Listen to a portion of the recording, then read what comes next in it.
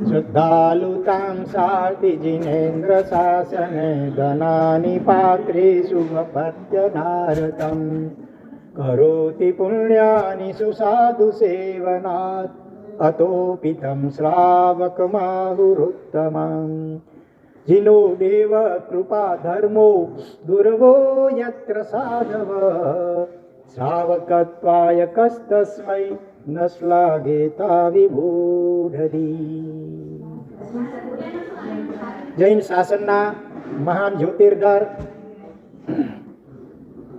કલિકાલ સર્વજ્ઞ હેમચંદ્રાચાર્ય ભગવાન યોગ શાસ્ત્રના પ્રસ્તુત શ્લોકમાં કહી રહ્યા છે એ શ્રાવક જીવનની કોણ પ્રશંસા ન કરે.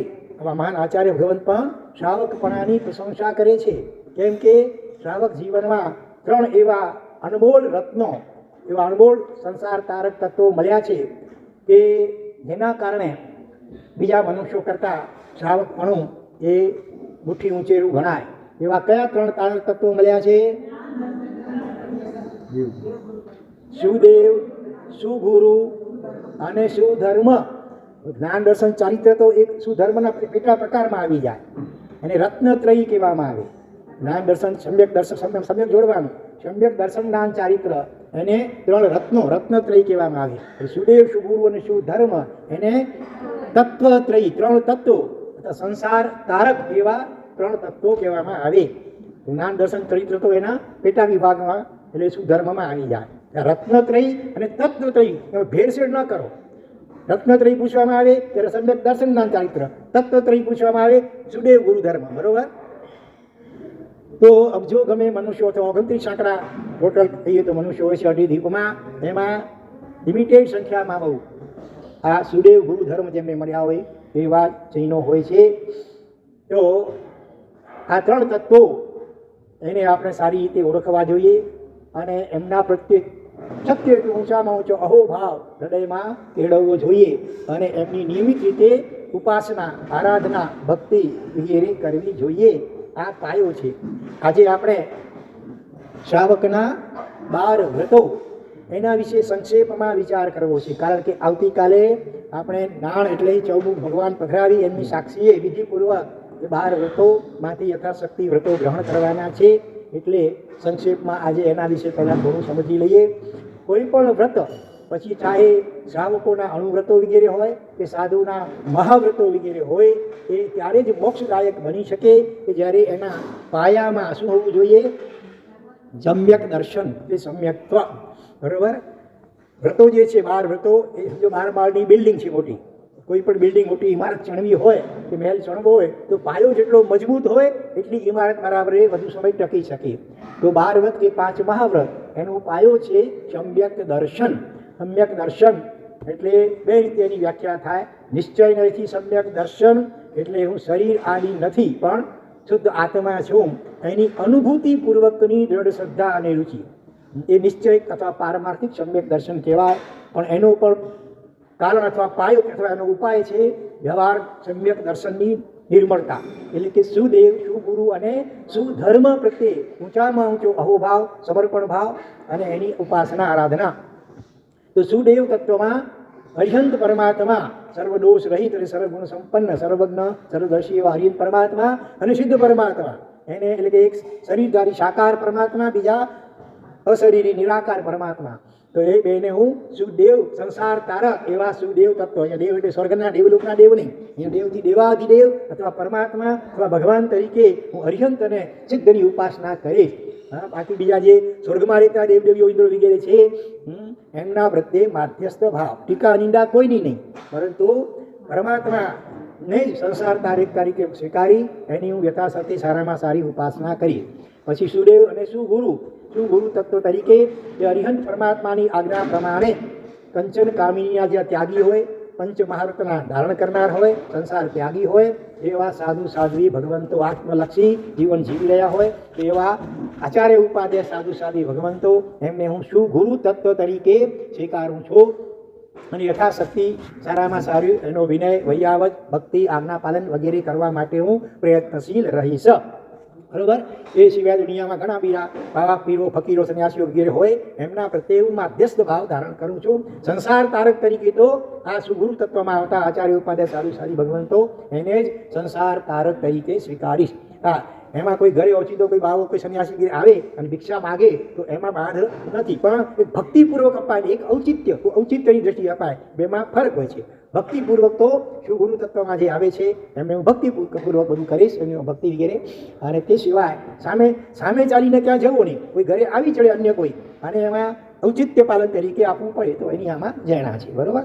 સુદેવ તત્વની અંદર પણ કુળદેવી 12 મહિને એક વખત જે પેઢી કે આજકાલ વ્યવહારમાં થતી હોય છે એ કરવું પડે તો એની આમાં જૈણા છે.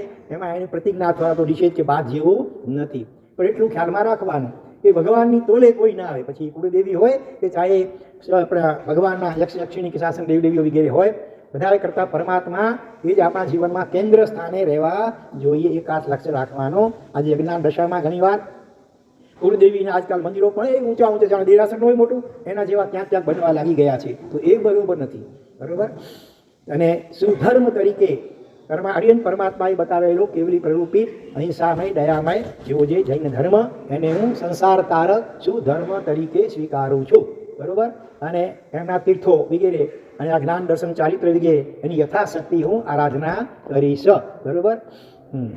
તો આ રીતે સમ્યક તો વ્યવહાર સમ્યક જેને આને કહેવાય, સુદેવ સુગુરુ અને સુધર્મની જે પ્રમાણે એમના વ્યાખ્યા કરવામાં આવી, તો એમને હું જિંદગીભર માટે સંસાર તારક તરીકે આ ત્રિપુટી આ તત્વત્રયી એને હું સ્વીકારું છું. અને એનાથી વિપરીત લક્ષણવાળા જે પણ હોય દેવગુરુ ધર્મ તરીકે ગણાતા હોય એમના પ્રત્યે હું માધ્યસ્થ ભાવ ધારણ કરું છું.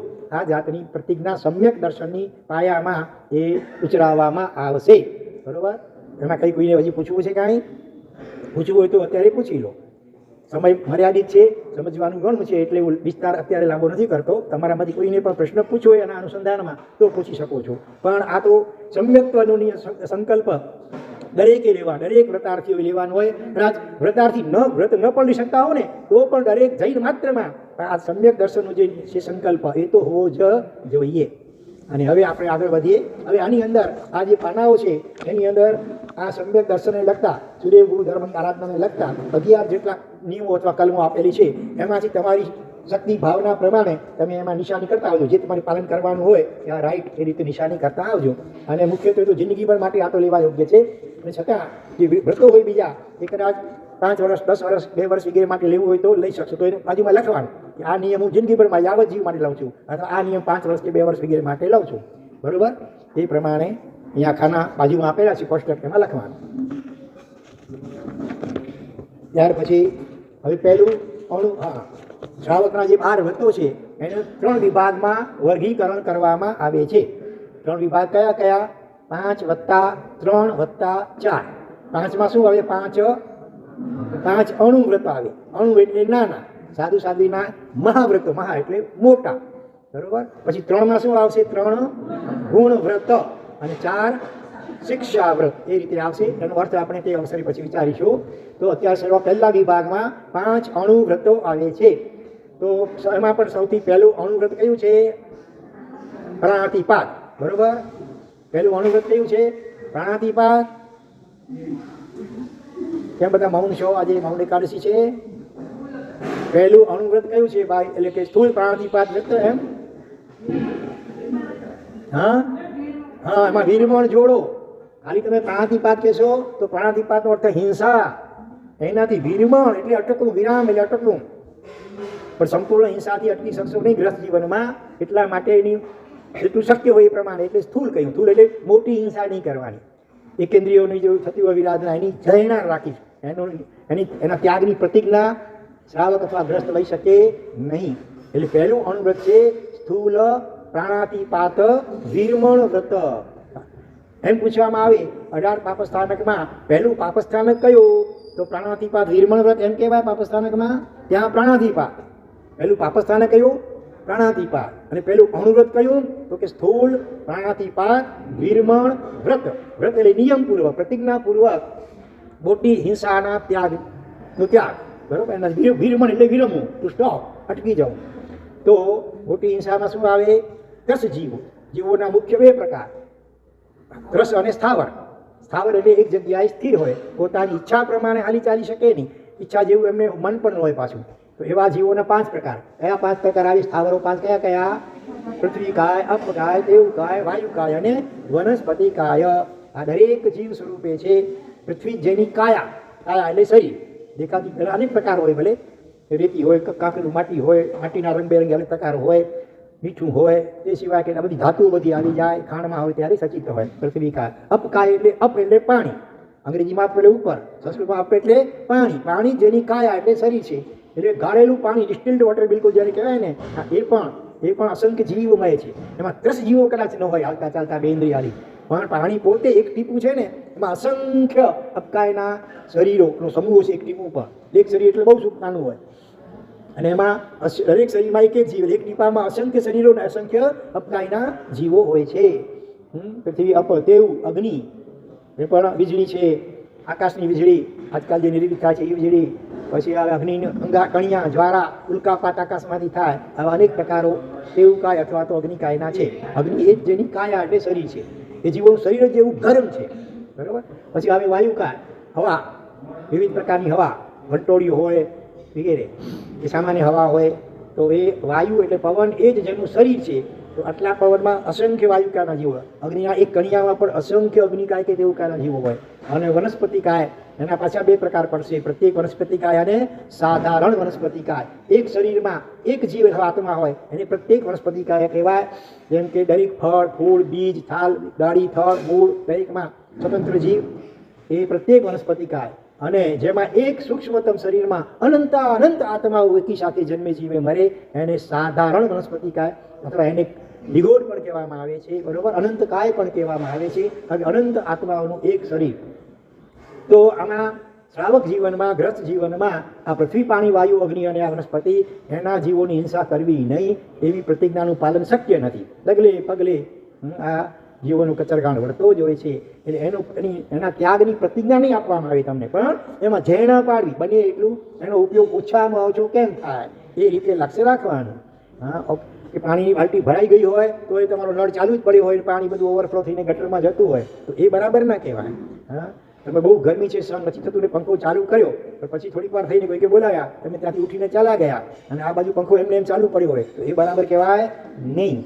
જેટલું ઓછામાં ઓછો ઉપયોગ થાય આ 5 સ્થાવરોનો, એ લક્ષ્ય રાખવાનો. એને જયણા કહેવાય. જયણા એટલે પ્રતિજ્ઞા નહીં, પણ તેમ સાવ છૂટછાટ પણ નહીં, વચલો. પ્રતિજ્ઞા નહીં અને સાવ છૂટ પણ નહીં, બને એટલી ઓછો ઉપયોગ થાય એની કાળજી અમે રાખીશું, એટલું જરૂર ખ્યાલ કરવો જોઈએ. પણ પ્રતિજ્ઞા રૂપે તો 2 ઇન્દ્રિયથી માંડી અને પંચેન્દ્રિય સુધીના જીવો, જેને 10 જીવો કહેવામાં આવે, પોતાની ઈચ્છા પ્રમાણે હલનચલન કરી શકે એવા 10 જીવો, એને પણ પાછું મારી નાખવાની બુદ્ધિથી મારવું નહીં, ઈરાદાપૂર્વક મારવું નહીં. માણસ ઘણીવાર દ્વેષથી કે ઈર્ષ્યાથી એ પોતે એને મારી નાખે જીવોને. આ કઈ ઘણા મચ્છરોને મારે વગેરે, યા તો ખૂન પણ કરીને કરાવી નાખે ઘણીવાર માણસોનું પણ. એવી મોટી હિંસાઓ કરવી નહીં. આ લગભગ તો એવા છે ને, તમે ધારો ને તો બધા તમે લઈ શકો એમ છો, ગભરાવાની બહુ જરૂર નથી. જ્ઞાનીઓએ તમારી ભૂમિકાનો પહેલેથી ખ્યાલ કરીને જ એ નિયમો ગોઠવ્યા છે કે ભાઈ ગ્રસ્ત જીવનમાં પૃથ્વી, પાણી, વાયુ, અગ્નિ, વનસ્પતિની વિરાધનાનો ત્યાગ, એ પ્રતિજ્ઞા ગ્રસ્તો પાડી શકે નહીં. એટલે એનો નિયમ તમે આપવામાં જ નથી આવતો પહેલેથી. અને ગ્રસ્તજી, હા, વાત સારી વાત છે. જો બંધન, કર્મના બંધનો નાડીકાઠ બંધાયેલા છીએ આપણે, એનાથી છોડવા માટે આ પ્રશસ્ત બંધનો છે. શું કહેવાય, જુઓ, પગમાં કાંટો વાગ્યો હોય, તો લાકડાનો કાંટો હતો, અને તમે વળી ઉપરથી લોખંડનો કાંટો ભોંકો છો કે નહીં સોય? શા માટે ભાઈ? એક તો બિચારો પેલો કાંટો લાગ્યો પડ્યો છે એની પીડા છે, ને વળી ઉપરથી સોયનો કાંટો કેમ ઘોસો છો અંદર? તો ઓલા કાંટાને કાઢવા માટે, બરોબર ને, ઓની પીડા. આ તો થોડીક વાર પછી કાયમ માટે છુટકારો. ઓલામાં તો અંદર પડ્યો હોય તો એમાંથી પછી ચામડ થઈ જાય, નુકસાન કરે ઘણું. એટલે એ રીતે અનાદિકાળથી જે કર્મના બંધનો, દોષોના બંધનો, પાપોના બંધનો, તે હજી જકડાયેલો જ છે, પણ એ બંધનો આપણને પ્રત્યક્ષ રીતે આમ દેખાતા નથી. પણ થોડું ચિંતન કરીએ તો ખ્યાલમાં આવે કે આપણે ક્યાં ઈચ્છા પ્રમાણે કરી શકીએ છીએ. ઈચ્છાઓ તો કેટલી બધી આપણી અનંત છે, છતાં બહુ થોડું કરી શકીએ છીએ. બાકી તો આપણી ઈચ્છા પ્રમાણે કંઈ ચાલતું નથી, કારણ કે કર્મના બંધનથી બંધાયેલા છીએ. એ બંધનોને જો એનાથી છોડાવવા માટે આ પ્રશસ્ત બંધનો કહેવાય. ઝેરનું મારણ ઝેર એમ કહેવાય છે.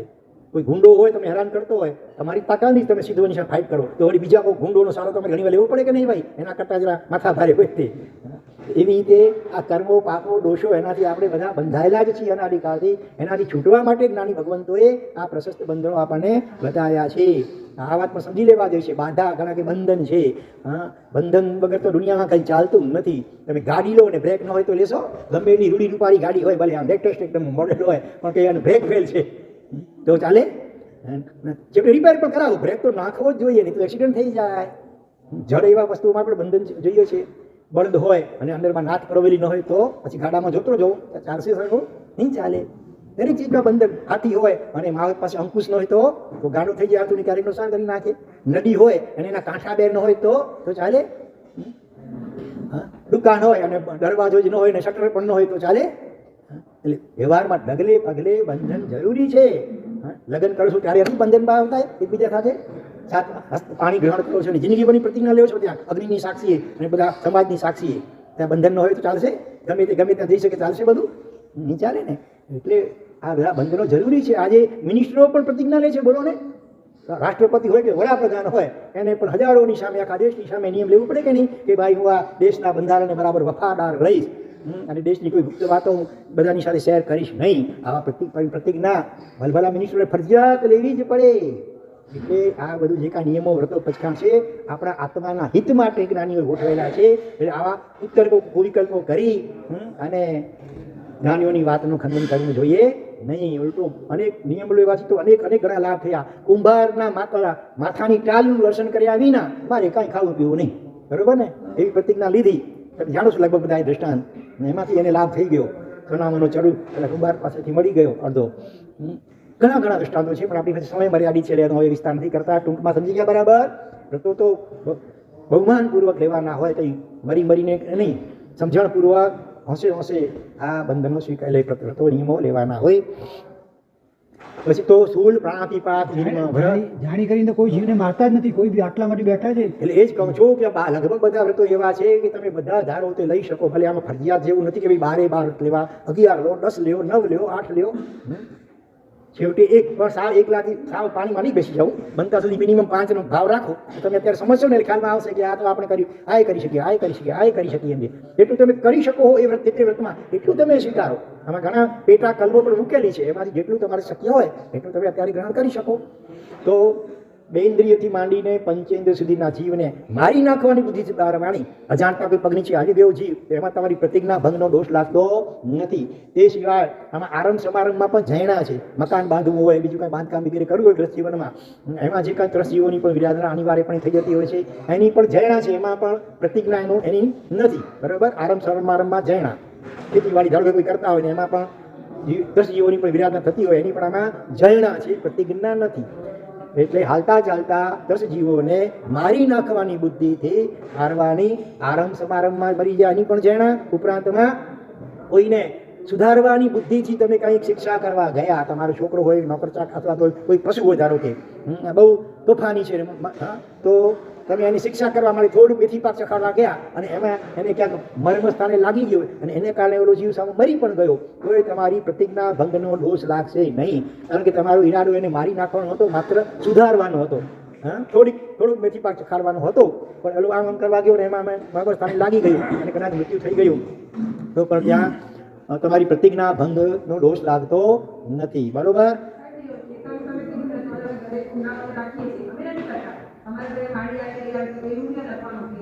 શું કુંડાળું હતું? હા, ફૂલ. એમાં કઈ વાત નથી આવતો. હા, એમાં પ્રતિજ્ઞા ભંગનો દોષ નથી. ઈરાદાપૂર્વક દ્વેષથી કે ઈર્ષ્યાથી કે સ્વાર્થથી મારી નાખવાની બુદ્ધિથી કોઈ જીવને મારવું નહીં. આટલી પ્રતિજ્ઞા મુખ્યત્વે આ વ્રતમાં હોય છે, બરોબર? અને એ વ્રતનું વધુ સૂક્ષ્મ રીતે પાલન કરી શકવા માટે એમાં જે પેટા કલમો બતાવેલી છે, 15 જેટલી કલમો, 15 જેટલી એટલા પેટા નિયમો છે. એ નિયમોમાંથી તમારે જેટલું આમાંથી તમારાથી થઈ શકે હોય ત્યાં રાઈટની નિશાની કરવાની. અને કોઈ કલમ એવી હોય તો ભાઈ આ આપણા કદાચ નહીં થઈ શકે સંજોગ પસાર, તો એને એમને છોડી દેવાનું, બરોબર? હા, પણ એ તો એક ઇન્દ્રિય, એની ક્યાં પ્રતિજ્ઞા છે? પ્રતિજ્ઞામાં 2 ઇન્દ્રિયથી માંડીને પંચેન્દ્રિય 30 જીવોની છે. એ તો સ્થાવર છે, વનસ્પતિ તો સ્થાવર છે, એટલે એમાં એની પ્રતિજ્ઞામાં આવતું જ નથી, બરોબર? તો 15 આમાં પેટા કલમો આપેલી છે, તમે નિરાંતે વાંચી લેજો આજે, બરોબર. જેમને જેમને વ્રત સ્વીકારવાની આ સાંભળ્યા પછી ભાવના થશે તો અહીંયા કેટલીક નકલો આ પાનાઓની તૈયાર કરેલી છે, એ તમને આપવામાં આવશે. હા, મળશે. આ તમને મળી જશે. વ્યાખ્યાન પૂરું થાય એટલે પછી અહીંયાથી સાહેબ પાસેથી મેળવી લેજો. પણ જેમને વ્રતો સ્વીકારવાની ભાવના હોય તે લેશે, બરોબર. હે, હા, બરોબર. ચાલો આગળ વધું છું, બરોબર. હજી કંઈ કોઈને પૂછવું છે? બોલો. હવે પહેલું વ્રત બધાથી પાડી શકાયું છે કે નથી? એવું લાગે છે તમને? બધા પાડી શકો? કોઈને તમારે ખૂન કરવું છે, ઈરાદાપૂર્વક મારવું છે કોઈને, તો પછી એ તો છે નહીં. અને ઇન્દ્રિયોની તો જાણ્યા છે અમે, પણ એમાં પ્રતિજ્ઞામાં આવતું નથી. આ વનસ્પતિ કુંડા આવું કાંઈ આવતું નથી પ્રતિજ્ઞામાં. ગોળ આપણા અંતરના પરિણામ જીવો પ્રત્યેના કોમળ હોવા જોઈએ, કઠોરતા નહીં. કોમળ પરિણામ કેળવાય એટલા માટે જ્ઞાની ભગવંતોએ આ બધા નિયમોની ગોઠવણ કરી છે. કોઈને હજી કંઈ પૂછવું છે આ પહેલા વ્રતના અનુવ્રતના અનુસંધાનમાં? લગભગ બધા જ તમે ધારો તો લઈ શકો એમ છો. મુખ્ય પ્રતિજ્ઞા આટલી કે હાલતા ચાલતા 10 જીવોને જાણી બુજીને ઈરાદાપૂર્વક મારી નાખવાની બુદ્ધિથી મારીશ નહીં. આરંભ સમારંભમાં તો જાણ્યા છે, જે જીવરાજના થઈ જાય. અને પેટા નિયમોમાં 15 કલમો આપેલી છે. એમાંથી તમારે જેટલું શક્ય હોય એટલું તમારે નિશાની કરવાની, રાઈટની. ને લાગે કે આ પેટા કલમ એવી છે કે આપણા જીવનમાં અત્યારે કરાવવાની શક્ય નથી, તો એને તમારી ભલે ખાલી મૂકી દેવાની. ત્યાર પછી બીજું અનુવ્રત આવે છે કયું? સ્થૂલ વૃષાવાન વીરમણ. જો આ અહિંસા, પહેલું સ્થૂલ અહિંસા વ્રત, એનો લાભ કેટલો? આજે ઘણા આપણે જોઈએ છીએ 80 જેવું 100 વર્ષની ઉંમરના, 100થી પણ વધારે હોય, છતાં 5 ઇન્દ્રિયો બરોબર હોય. એનું શું કારણ? પૂર્વ ભાવમાં જીવ દયા સારી રીતે પાડી હોય, એનાથી એવો પુણ્યકર્મ બંધાયું હોય કે દીર્ઘાયુષી બને અને પાછા નિરોગી, લાંબી ઉંમર સુધી પણ કરી કોઈની દવા લેવી ન પડે. મોટી ઉંમરમાં પણ ચશ્મા વગર પાછા જોઈ શકતા એવા પણ ઘણા હોય. કાનમાં કંઈ ભૂંગળા નાખવા ન પડે, કાન બરાબર કામ કરતા હોય, મોટી ઉંમર સુધી કામ કરતા હોય. બધી 5 ઇન્દ્રિયો બરોબર હોય, પગે ચાલીને ડેરાશે ઉપાસે સુધી મોટી ઉંમરમાં પણ જઈ શકતા હોય. આ બધું જીવ રક્ષા, જીવ દયા અને અહિંસા પાલનના લાભ છે. પરલોકમાં પણ સ્વર્ગ વગેરે સદગતિ મળે અને અલ્પ ભવોમાં જીવ મુક્તિગામી બની શકે. ખાલી સસલાને બચાવવા પગ અધ્ધર રાખ્યો તો સીધો મેઘકુમાર બની ગયા ને, ક્ષણિક રાજાના પુત્ર. સાક્ષાત ભગવાનના વરદ હસ્તે એમને ચારિત્ર પણ મળી ગયું મેઘકુમાર. આવા અનેક દાખલાઓ છે.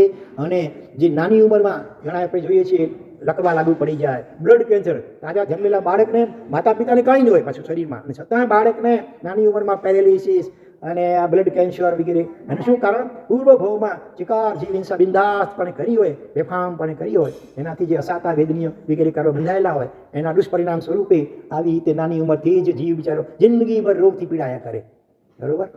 તો આ બધું તમને પરલોકમાં વળી દુર્ગતિમાં એટલે કે નરક વગેરેમાં જવું પડે, અસંખ્ય સાગરોપમ વગેરે અસંખ્ય વર્ષો સુધી ભયંકર પરમાધામી વગેરેનો ત્રાસ ભોગવવો પડે. એ તો વળી વધારામાં. પણ પ્રત્યક્ષ આ ભાવમાં પણ આપણે જોઈએ છીએ કેટલા જીવો બિચારા મનુષ્યો પણ આ રીતે રોગોથી રીબાતા હોય છે. એ સિવાય પશુ પક્ષીઓમાં પણ ઘણા કતલખાનેથી એવી રીતે કપાતા હોય, રહેસાતા હોય.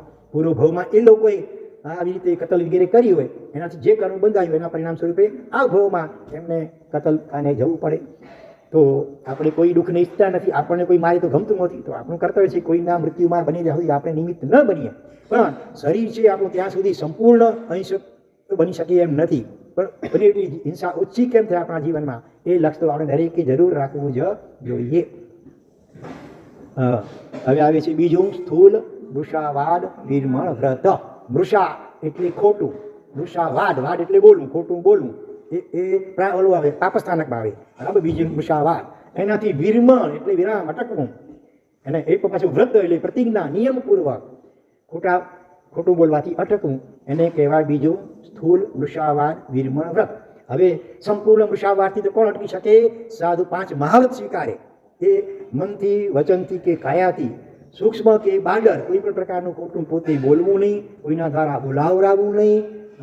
તમે દીકરાને કોને કહી દે બેટા કે પિતાજી ઘરમાં, પપ્પા ઘરમાં નથી, હોય ઘરમાં પોતે, તો એ ખોટું બોલાવે, તમે દીકરાને ખોટું બોલવાનું કહ્યું તો એવું પણ નહીં કરવું. અને કોઈ ખોટું બોલતો હોય તો એની અનુમોદના પણ કરવી નહીં. ત્રિવિધ મન વચન કાયાથી કરણ કરાવવાની અનુબંધ.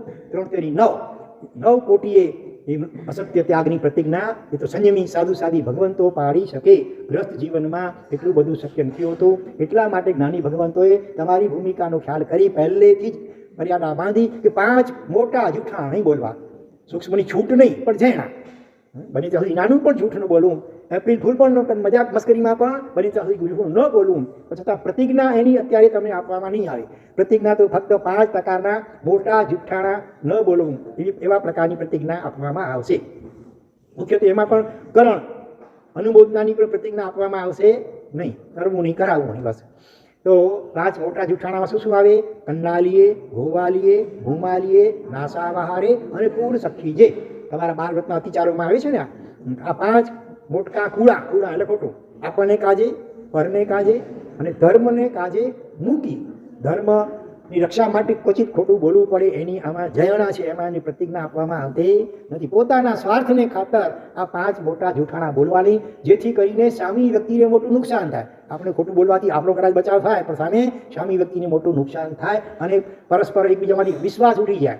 ક્યારેક ને ક્યારેક ખબર તો પડશે ને સામી વ્યક્તિને કે એને ખોટું બોલીને મારી સાથે ચીટિંગ કર્યું, તો એમાં તેના ઉપર અભાવ, અરુચિ, દ્વેષ, વૈરબંધન વગેરે થઈ જાય. એટલા માટે આ 5 મોટા જૂઠાણા બોલવા. કન્નાલીએ, કન્યા સંબંધી, કન્યાનું સગમણ કરવું, તમારી દીકરીનું સગમણ કરવાનો પ્રસંગ આવે. હવે એના શરીરમાં કંઈ ખામી વગેરે હોય, દાખલા તરીકે, તમે એ વખતે છુપાવો ભલે, હા, પણ વહેલી મોડી ખબર તો પડવાની હોય.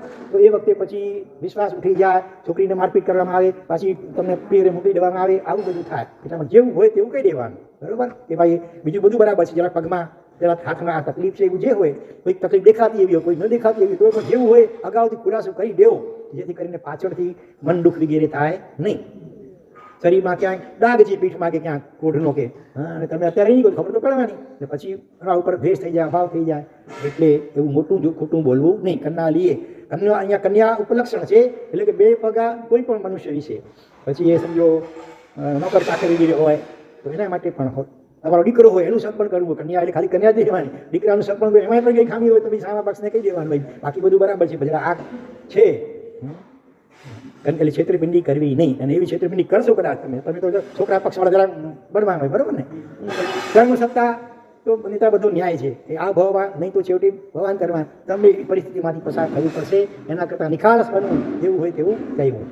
કન્નાલીએ, ગોવાલીએ, હા, ગાય, ગો એટલે ગાય, ગાય વગેરે ચોપગા પ્રાણી બધા આવી જાય. હાથી, ઘોડા, ઊંટ, બળદ કે ગાય વગેરે બધા, કોઈ પણ ચોપગા પ્રાણીઓ એની લે વેચ કરવાનો પ્રસંગ આવે ત્યારે પણ ગાય દૂધ આપતી હોય ઓછું ને કહી દે ઓછું આટલું દૂધ આપે છે વગેરે કંઈ પણ એવું ખોટું બોલો તો એમાં પણ પછી આગળ જતાં મોટા મનદુખ થાય.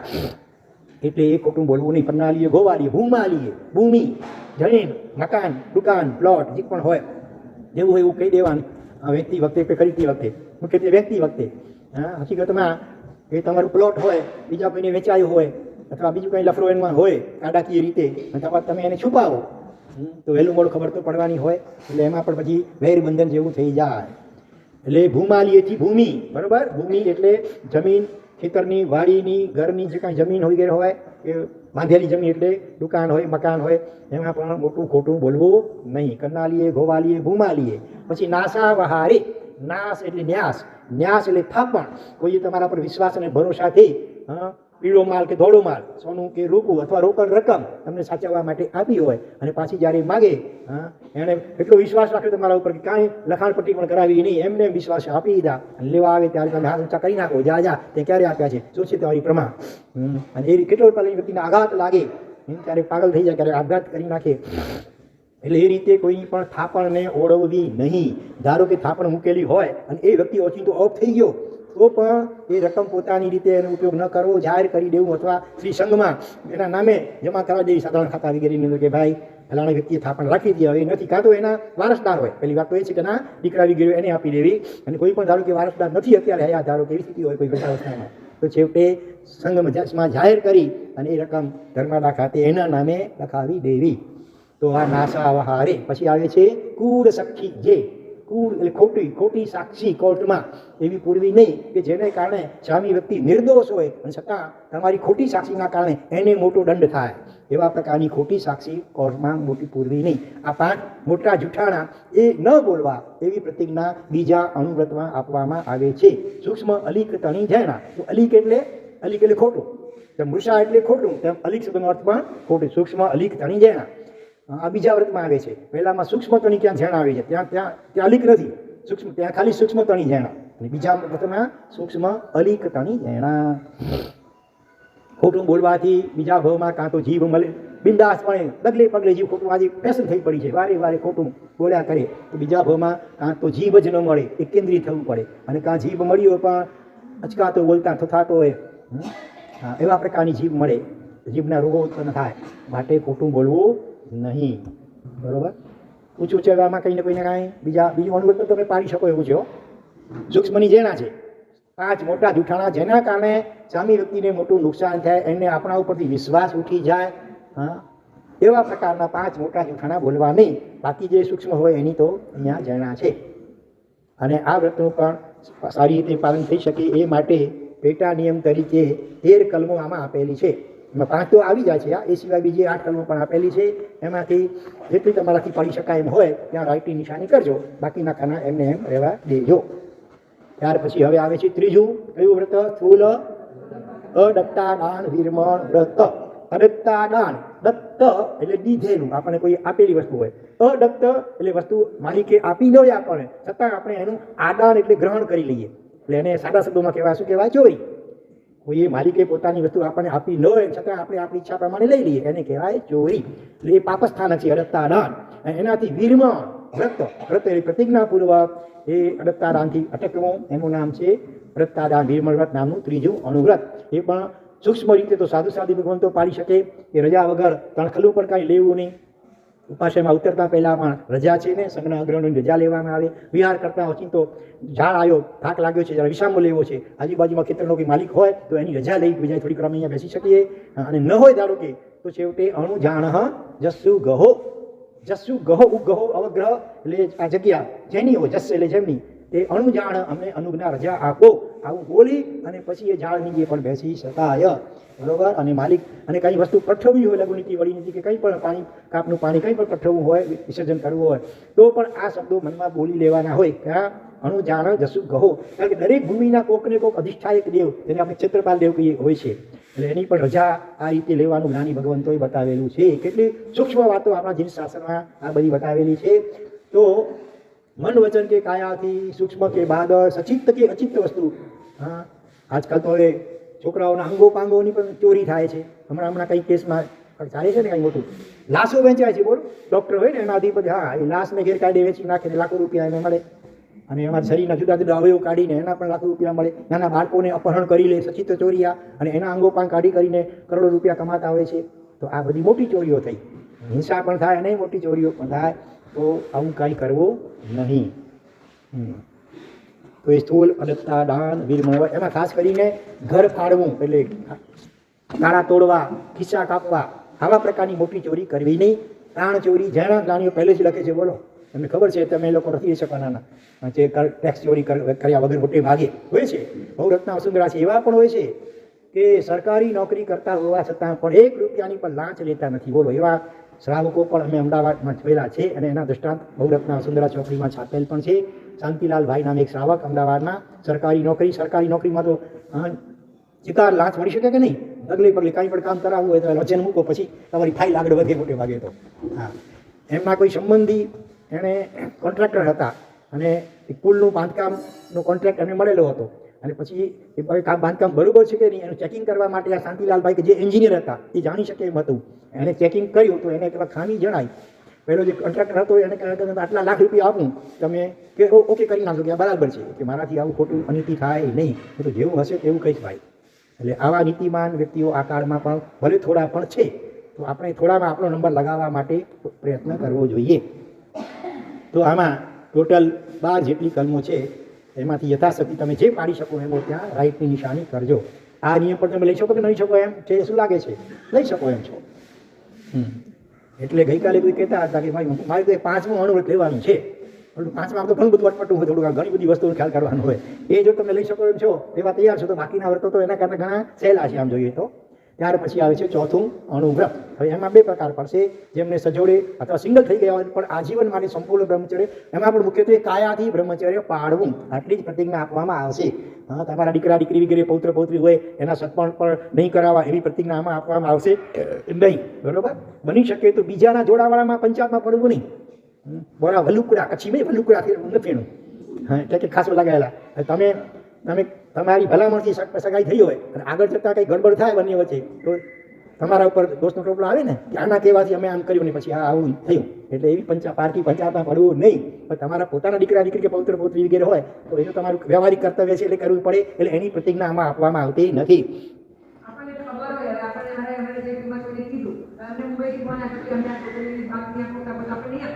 હા હા, અમારો નિયમ છે એમાં પડવું નહીં, કહી દેવા. આ નિયમો તો તમે કહી શકો, ઓલા આગ્રહ પણ ન કરે. આપણે છદમસ્ત છીએ, આપણો ભાવ કદાચ સારો પણ હોય, પણ કહેવાય છે સ્ત્રીણામ ચરિત્રમ પુરુષસ્ય ભાગ્યમ દૈવો ન જાનાતિ કુતો મનુષ્ય. તમે માટું નહીં લગાડતા, બહેનોનું ચરિત્ર અને ભાઈઓનું ભાગ્ય, આ બે ચીજ એવી છે કે દેવ પણ જાણી ન શકે, તો મનુષ્યની તો ક્યાં વાત કરી. હા, એટલે આપણે છદમસ્ત આપણે છીએ, બધાને કોઈને ખબર, અંદરની વાતો ઘણી ગુપ્ત ખબર ન હોય, અને આપણે ભોગટની સલાહ આપવા જઈએ, વનમાંગી સલાહ, વનમાંગી શું માગેલી સલાહ આપણે એવી બાબતમાં બની તો ચૂપ રહેવું, માધ્યસ્થ રહેવું. તો આમાં મુખ્યત્વે કાયાથી બ્રહ્મચર્ય પાલન કરવાની પ્રતિજ્ઞા છે. એમાં મોટી ઉંમરમાં કે બીમારીમાં તમારી એકબીજાની સેવા લેવી પડે, એનો આમાં બાધ આવતો નથી. મુસાફરી વગેરેમાં અનિવાર્યપણે સંકટો થઈ જતો કુદરતી રીતે, એની પણ એમાં બાધ આવતો નથી. ઈરાદાપૂર્વક કાંઈ ન કરવું.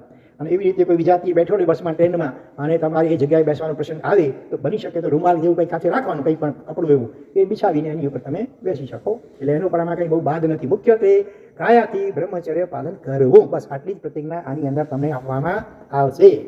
બોલો, હવે કંઈ પૂછવું છે એના અનુસંધાનમાં કાંઈ? એમાં પણ કેટલાક પેટાનીઓ જે આપેલા છે જોઈ લેજો, વાંચી લેજો, જે તમે આમાં લઈ શકો એમ લાગે ત્યાં રાઈટની નિશાની કરી લેજો. હા, અને આમાં જિંદગીભર માટે અને તે સિવાય અમુક વર્ષો માટે ધારણા કરવી તો પણ કરી શકશો. નાની ઉંમરવાળા પણ કરી શકે. એવું પણ કુમાર કે કુમારી હોય, હા, કે ભાઈ મારે 12 મહિના માટે અત્યારે પ્રતિજ્ઞા, અત્યારે મારે કાંઈ લગ્ન વગેરે કરવા નથી, એવું પણ તમે ધારી શકો. એવો દાખલો બનેલો છે. એક ભાગ્યશાળીને દીક્ષાની ભાવના હતી એક છોકરાને, મુંદ્રાના ગુજરવાણિયા. હા, અને પછી માતા પિતાની રજા નહોતી મળતી, એટલે એમણે 5 વર્ષ માટે બ્રહ્મચર્યની પ્રતિજ્ઞા આચાર્ય ભગવંત પાસેથી લઈ લીધી. 5 વર્ષ સુધી મારે બ્રહ્મચર્ય પાડવું છે. ભલે સગાઈ કે લગ્ન કંઈ થયા નહોતા, અગાઉથી એટલે પાણી પહેલાં પાર બાંધવી એની જેમ. હવે 2-2.5 વર્ષ થયા અને દબાણ આવવા લાગ્યું. કુટુંબીઓ ખાસ કરીને એની માતા પણ થોડા બીમાર રહેતા હતા, એટલે આને ભાઈ ઘરમાં વહુ તો ખપે કે ન ખપે, કામ કરેલા ટેકો થયા. પછી વહુને એ રીતે સાચવવી જોઈએ, બરાબર, પોતાની દીકરીની જેમ. તો ટાળતા રહ્યા, કંઈક ને કંઈક બાનું કરી ટાળતા રહ્યા. બહુ દબાણ થયું, અને એમાં કુદરતી જ્ઞાન ભંડાર સંભાળતા હતા સંઘનું, અને એમાં ઘણા પુસ્તકો હતા, એના ઉપર પુઠ્ઠા ચડાવવા વગેરે માટે કોઈ હેલ્પની જરૂર હતી. અને એમાં કોઈક બીજી કન્યા એમાં એની રુચિવાળી હશે જોડાઈ, અને પછી તો કોઈકે એના મમ્મી પપ્પાને વાત કરી કે આ લોકોનું સારું જામે છે, તમે એની વાત મૂકો તો છોકરો માની જશે. એ રીતે દબાણ થયું, અને છેવટે એમ એટલે આનાકાની કરી. પછી છેવટે મૌન રહ્યા, અને દબાણ પણ બહુ વધારે હતું. તો પણ પહેલાં નામ હતું જતીનભાઈ છોકરાનું નામ. એમણે સામે કન્યા હતી, એનું નામ હતું ભારતી. એની પાસે ખુલાસો કર્યો કે જો મારી ભાવના તો દીક્ષાની છે, અને અત્યારે 5 વર્ષ માટે મારી પ્રતિજ્ઞામાંથી 2.5 વર્ષ થયા છે, હજી બાકી છે આટલા વર્ષ, માટે તું સમજી વિચારીને હા પાડજે. જો આ નિખાલસતા પહેલે ખુલાસો કરી દીધો, મારી ભાવના લગ્ન કરવાની અંતરમાં નથી, પણ હવે બહુ દબાણ છે માતા પિતા વગેરેનું, પણ છતાં મારી સ્થિતિ આ છે, માટે સમજી વિચારીને હા પાડજે. હશે કોઈ ઋણાનુબંધ એવો પહેલી કે ભલે હા તમારે દીક્ષા લેવી હોય તો અટકાવીશ નહીં, બરાબર, ક્યારેય પણ દીક્ષા લેવી હશે તો અટકાવીશ નહીં. અત્યારે મારી પોતાની દીક્ષાની તૈયારી નથી, પણ તમને હું અટકાવીશ નહીં. આખરે બંનેની સગાઈ થઈ, ભલે હજી તો 2.5 વર્ષ બાકી હતા, બ્રહ્મચર્યની પ્રતિજ્ઞાના બાકી હતા. હા, તો એક દિવસ એમણે ભારતીય બહેનને કહ્યું કે ધારો કે 2.5 વર્ષ પૂરા થાય, બરાબર, હા, અને પછી ધારો કે હું એક્સટેન્શન કરવા ઈચ્છું તો તારી સંમતિ હશે ને? બ્રહ્મચર્યની પ્રતિજ્ઞામાં વધારો, આગળ વધવાનું મારી ધારો કેમ કરું તો તારી સંમતિ હશે ને? એ વખતે ભારતીબેનના મુખમાંથી નીકળી ગયું. જો એમ જ હોય, આટલી આવી તમારી ભાવના હોય તો પછી હોલસેલમાં જ લઈ લો, કાયમ માટે આ ટુકડે શું જરૂર છે? એવી હશે આ કન્યા. વિચારો, આ વર્તમાન કાળ થોડા વર્ષો પહેલાંની સત્ય ઘટના છે. બંને જણા અત્યારે હયાત છે, પાછા સાધુ તરીકે છે અત્યારે. તો પેલા તો ભાવતું ઊંધું વૈદ્ય બતાવે જેવું થઈ ગયું. બસ આપસમાં બંને જણાએ આ રીતે ગોઠવણ કે મસલત કરી ગયા આચાર્ય ભગવંત પાસે અને રજૂઆત કરી, અને બંને જણાએ ચૂપચાપ વિધિપૂર્વક આ જીવન બ્રહ્મચર્યની પ્રતિજ્ઞા લઈ લીધી. ઘરમાં કોઈને કીધું નથી, કહી તો હોવાળું મચી જાય. હા, એટલે ચૂપચાપ પ્રતિજ્ઞા બંને જણાએ લીધી છે ગુરુ ભગવંત પાસેથી. અને પછી લગ્ન સગાઈ, પછી લગ્ન થયા. 10 વર્ષ સુધી ભાઈ બહેનની જેમ રહ્યા. આપણને અછેરું લાગે આ કાળનું, બરાબર. ઘરમાં તો કોઈને કીધું નથી, અને છતાં બ્રહ્મચર્ય પાળવું છે. એક જ રૂમમાં રહેવું પડે છે વ્યવહારથી, તો કોઈને ખબર નથી આપવાની હતી એટલે, પણ છતાં ભાઈ બહેનની જેમ રહ્યા. અને 10 વર્ષ પછી જ્યારે એમના માતા પિતાનો સ્વર્ગવાસ થઈ ગયો ત્યારે બંને જણાએ સજોડે બેંગ્લોરમાં રિક્ષા લીધી. આજે જતીનભાઈ મુનિરાશ્રી જય દર્શન વિજયજી મહારાજ તરીકે ખૂબ વિદ્વાન છે. આમાં બહુરત્ના વસુંધરા પુસ્તકમાં પ્રસ્તાવના પણ એમણે લખી આપેલી છે. તપસ્વી પણ છે. અને ભારતીબેન બન્યા ભવ્ય ગુણાસિંહજી સાધ્વીજી ભગવાન. તેઓ વૈરાગ્ય દેશના દક્ષ આચાર્ય ભગવાન હેમચંદ્ર સુરીશજી મહારાજ થોડા વર્ષ પહેલાં કાલજરો પામ્યા છે. હમણાં એમના બેન મહારાજ વસંત પ્રભાસિંહજી એમના શિષ્યા તરીકે થયા છે. એ ભારતીબેન સિહોરના હતા, મૂળ જતીનભાઈ મુંદ્રાના હતા. બીજા પણ એવા કોક દાખલા સંભળાય છે કે રિક્ષાની ભાવના હોય પ્રજા નહોતી મળતી, તો એ રીતે પહેલેથી બની જણે આપસમાં ખુલાસો કરી લીધો ને લગ્ન થયા છતાં પણ સંપૂર્ણ બ્રહ્મચારી રહ્યા છે. એવા પણ કોક દાખલા આ કાળમાં પણ સંભળાય છે.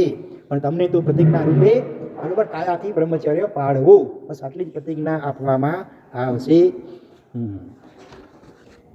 અને એનો મહિમા તો અપરંપાર છે. જ્ઞાનીઓ કહે છે કે કોઈ સોનાના પર્વત એનું દાન આપે એના કરતાં પણ એક દિવસના બ્રહ્મચર્ય પાલનનો ફળ વધારે છે. બરોબર. ઇન્દ્ર મહારાજા પણ વ્રતધારી આત્માઓને, ખાસ કરીને બ્રહ્મચારી આત્માઓને નમસ્કાર કરી પછી દેવસભામાં બેસતા હોય છે. તીર્થંકર ભગવાન નમો તીર્થસ કહીને બેસે. ઇન્દ્ર મહારાજા પણ વ્રતધારીને, ખાસ કરીને બ્રહ્મચારી આત્માઓ એમને નમસ્કાર કરીને પછી ઇન્દ્ર સભામાં બેસે. મારા કરતાં આ લોકો મહાન છે. હું નાનકડું પણ વ્રત પછખા નિયમ ઇન્દ્ર હોય કે કોઈ પણ દેવી લઈ શકતા નથી હોતા. જ્યારે આ વ્રતધારી આત્માઓ એમને નમસ્કાર હો. તો આવો મહિમાવન ચતુર્થ વ્રત કાયમ માટે પણ લઈ શકો, 5 વર્ષ વગેરે એકાદ વર્ષ માટે પણ તમે લઈ શકો છો. હા, ચક્રવર્તીનો ઘોડો બરોબર.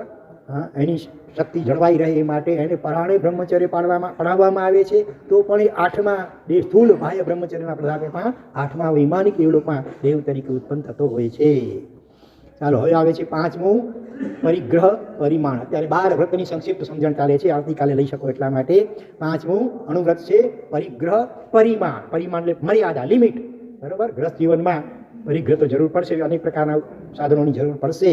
તો એ પરિગ્રહના 9 પ્રકાર જ્ઞાનીઓએ બતાવ્યા, જે તમારા 12 વ્રતના અતિચારોમાં આવે છે. શું આવે છે બોલો તો? ચિત્ત વસ્તુ પ્રમાણાઈ ગમે. ચિત્ત એટલે ક્ષેત્ર અને વસ્તુ એટલે વસ્તુ એટલે અહીંયા વાસ્તુ, મકાન, દુકાન, ફેક્ટરી, બાંધેલા જમીન, બાંધેલી જમીન. અને ચિત્ત એટલે ખુલ્લી જમીન, ભલે બાઉન્ડ્રી બાંધી હોય પણ બીજું બાંધકામ ન કર્યું હોય.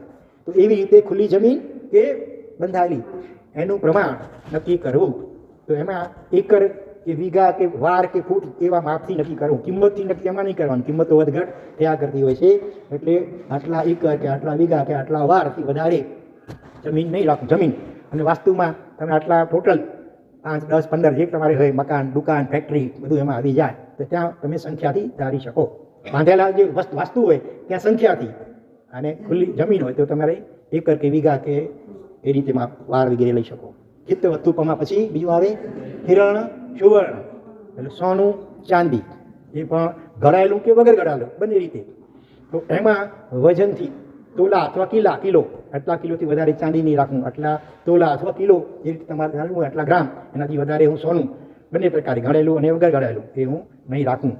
અને એ રીતે બીજા પણ એમાં ઉપલક્ષથી બધું આવી જાય, ઝવેરાત બધું આવી જાય, હીરા માણેક મોતી સોનું બધું આવી જાય. તો ત્યાં પણ વજનથી ધારવાનું. કિંમત વધઘટ થયા કરે એટલા માટે વજનથી ધારી લેવાનું. તમારી જિંદગીનો દીર્ઘદ્રષ્ટિથી વિચાર કરી અને થોડુંક વધારે ધારી લો તો એમાં વાંધો નથી. પછી ઓછી તો લોટરી લાગી ગઈ, બમ્પર 10 કરોડનું ઇનામ, તમે કલ્પના પણ ન હોય કે આપણે જિંદગીમાં કરોડપતિ બની શકીશું. એવા દાખલા બને છે. ભિખારી હતો ને ટિકિટ લીધી ને ઓછી તો બમ્પર ઇનામ લાગી ગયો ને હર્ષમાં હાર્ટ ફેલ થઈ ગયો ને કાં પાગલ બની ગયો, એવું પણ બને. એટલે પેથરસા મંત્રીમાં આવે છે, ઉપાસીમાંથી ઝાડુ કાઢનારો હતો, એનું ગુજરાન ચલાવતો હતો. પછી આ વ્રતોની વાત આવી એટલે એણે કંઈક લાખ રૂપિયા કે એ જમાના તો પણ બહુ એટલે લિમિટેડ રકમ ધારી હતી કે મારા જીવનમાં લાખ રૂપિયા તો ક્યાંથી થાય, છતાં આને લાખ ગણે, મને બહુ લાગ્યા. પણ ગુરુ મહારાજે જ્ઞાની હતા, લલાટ જોઈને ખ્યાલ આવી ગયો કે ભવિષ્યમાં એને મોટો લાભ થવાનો છે. સામેથી ગુરુ મહારાજે એની લિમિટ વધારી આપી, લગભગ 5 લાખ જે કંઈ વધારી આપી. એટલે એ રીતે દીર્ઘ દ્રષ્ટિ રાખીને પહેલેથી એ રીતે ધારું, જેથી કરીને પાછળથી પછી ગડબડ કરવાનો પ્રસંગ આવે નહીં. બરાબર. અને છતાં ઓછી જો વધારે લાભ થઈ જાય તો તરત ધર્મ ક્ષેત્રમાં વાપરી દેવાનું, પછી દીકરાને દીકરીના નામે ચડાવવાનું નહીં. ધન પ્રમાણ આવી ગમે. ધન એટલે ધાન્ય, 24 પ્રકારનું ધાન્ય. એમાં મણ કે ટન એ રીતે વજન તમે ધારી શકો. દુકાન હોય તો એ રીતે ઘર માટે દુકાન, અનાજની દુકાન હોય તો તે પ્રમાણે તમારે મોટું ધારવું જોઈએ. અને ધનથી અહીંયા લેવાનું મુખ્યત્વે રોકડ રકમ. બરાબર. અને હીરામાણી મોતી આમાં ઘણું હતું ગણી શકો, હિરણ સુવર્ણમાં ગણી શકો, એ રીતે ઘણું હતું પણ ગણી શકો. પછી ધન પ્રમાણાઈ કમે, ડુપ્પય ચૌપય પ્રમાણાઈ કમે. ડુપ્પયથી 2 પગવાળા નોકર ચાકર દાસ દાસ વગેરે આવી જાય. ચૌપયથી 4 પગા પ્રાણીઓ બધા આવી જાય, બરોબર. અને સાથે 2 વ્હીલર ને 4 વ્હીલર આજકાલ તમારા, હા, એ પણ તમે આમાં ડુપ્પય ચૌપયમાં લઈ શકો. અથવા એને પાછળ આવે છે કુપ્પય. કુપ્પય એટલે બાકીની ઘર વખરી તમામ પરચુરણ, વાસણ, ભૂષણ, ગાડલા, ઘોડલા, આજકાલ તમારા બીજા પણ જે ઇલેક્ટ્રિક સાધનો હોય ઘરમાં, ટીવી ને, મોબાઈલ ને, ફ્રીજ ને, ફોન ને, આમાં બધું લખેલું છે. એમાં તમારે જેનો ત્યાગ કરવો હોય તો ત્યાગ રીતે લખવાનું, સંખ્યા લખવી તો આટલાથી વધારે સંખ્યામાં આ વસ્તુનો ઉપયોગ હું નહીં કરું. પહેલાંના જમાનામાં 68 રકમથી ધારવામાં આવતું હતું. ઘર વખરી આટલા કરોડથી વધારાની ઘર વખરી હું નહીં રાખું, પણ આ કુદરતી આ પાનાઓમાં અલગ અલગ અલગ અલગ ખાના આપવામાં આવ્યા છે. દાખલા તરીકે ફ્રીજ છે, વોશિંગ મશીન છે, ઘરઘંટી છે, મિક્સર છે, air condition, juicer, oven, mobile phone, landline phone, cooking range, scooter, 4 wheeler, tempo, truck, આ તે ફર્નિચર, પલંગ, તિજોરી, ડાઇનિંગ ટેબલ, ગાડલા વગેરે વગેરે. તો એ રીતે તમારે જે ધારવું હોય એ પ્રમાણે તમારે એમાં આંકડા લખવાના રહેશે. તો આ 5મું પરિગ્રહ પરિમાણ વ્રત. બોલો. રોકડ રકમ ધારી હોય 5 કરોડ રૂપિયા, એ આજની તારીખમાં વેલ્યુ 25 વર્ષ પછી એની વેલ્યુ તો એકદમ ઓછી થઈ જાય છે. હવે એટલે એનું કેવી રીતે ધારવાનું? હવે એટલે જ કહું છું, એ લક્ષમાં રાખીને વધારે રકમ આંકડા વધારે લખવા પહેલેથી. હા ભાઈ, એટલે હા, રકમ તમે પહેલેથી દીર્ઘ દ્રષ્ટિ રાખીને મોટી ધારો ને. દુનિયામાં તો ઘણું પડ્યું, અનંત આમ તો સાવ ખુલ્લા છે, છૂટા ઢોર, આપણે હરાયા ઢોરની જેમ બધી ટકાવે. એના કરતાં કંઈક લિમિટ થઈ ગઈ ને એટલી.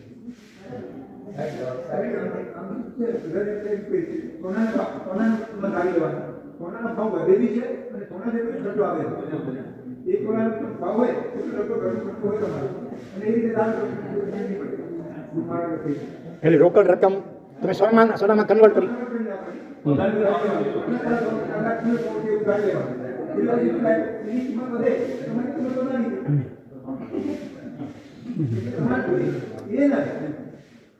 એટલે આજની તારીખમાં જે સોનાનો ભાવ હોય 10 કરોડ ધારો છે તો એનું કેટલું થાય છે એ પ્રમાણે સોનાનો ભાવ પકડી લેવાનું બસ.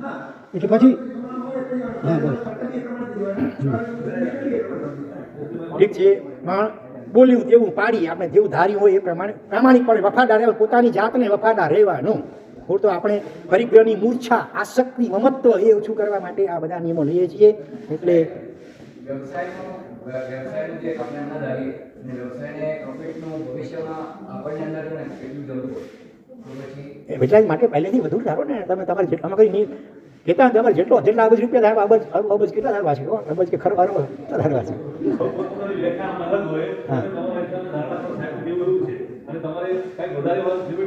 વધી જતો વાપરવાની છું ધર્મ માટે.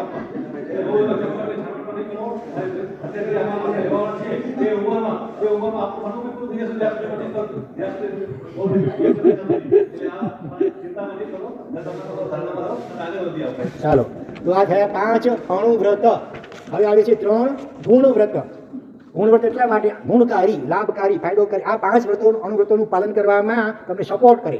ખાસ કરીને પહેલું અણુવ્રત જે છે ને એના પાલનમાં વધારે સપોર્ટ કરે. એટલા માટે 3 ગુણ વ્રત કહેવામાં આવે છે. એમાં પહેલું ગુણ વ્રત શું છે? દિશી પરિમાણ વ્રત. દિશા, 4 દિશા, આવી દિશા અને ઉપર ને નીચે 10 દિશા. એમાં ગમના જવું આવું તો આટલા ભારતથી બહાર જવું નહીં પહેલું. અથવા તમારા દીકરા દીકરી હોય, ધારો કે ફોરેન ફગાવેલા હોય તો તમે એ દેશ પૂરતી છૂટ ધારી શકો. ભારત અને ઉપરાંતમાં મારે અમેરિકા કે આફ્રિકા કે ઓસ્ટ્રેલિયા કે લંડન કે આખું દેશ અથવા એનું જે શહેર તમારી જે રીતે ધારવું હોય. ઉપર વિમાન ઉડે ત્યાં સુધી, નીચે સબમરીન જાય ત્યાં સુધી, બરાબર. અને બાકી તીર્છા લોકમાં ભારત અને પ્લસમાં તમારે જે 1-2 દેશ ધારવા હોય તે.